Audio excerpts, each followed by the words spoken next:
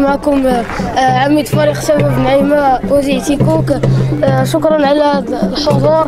أشكر كل الرؤساء منظمين لهذا الدوري، وأشكر أيضا المدرب عبد الرحمن، مساعد المدرب حمزة، وكل اللاعبين.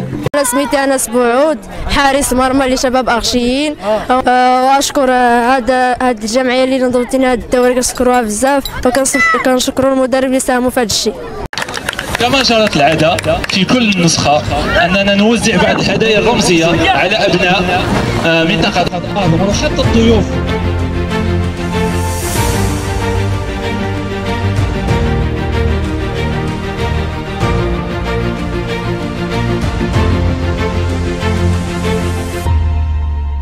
كما جرت العادة في كل موسم أو في كل نهاية موسم نقوم بدورة رياضية خاصة بكرة القدم للبراعم فئة 2012-2013 بتنظيم جمعية التحدي الرياضي النعاجة أهرمل وبشراكة مع سي اسبوار والشريك المؤسساتي المجلس القروي أهرمل.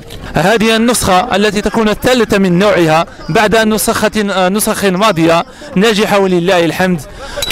هذه الدورة تأتي في خضم نهاية مشوار طويل، موسم طويل، موسم دراسي ناجح بالنسبة لمجموعة من المشاركين ومؤثري الفرق المشاركة، وقمنا بتقديم مجموعة من الهدايا والتي تخص قمصان رياضية خاصة بكل فريق كهدية كعربون ضيافتنا وحسن ضيافتنا للفرق المشاركة التي تعد ب 16 فريق. بسم الله الرحمن الرحيم.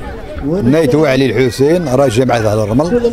كنرحبوا بالضيوف الكرام وكنشكروا الجمعية المنظمة كجماعة أهل الرمل. راه حنا يدينا محلول، اللي بغى شي حاجة حنا مستعدين لكل شيء، نتعاونوا مع كل شيء، مع الفرق ديال اللي غيشاركوا. كنشكر جميع اللي شارك معنا صغار وكبار، وكنشكر رئيس الجمعية وكنشكر الجميع على الحضور ديالو، وشكرا لكم. سميتي أيوب العزة، أنا من دوار غشين.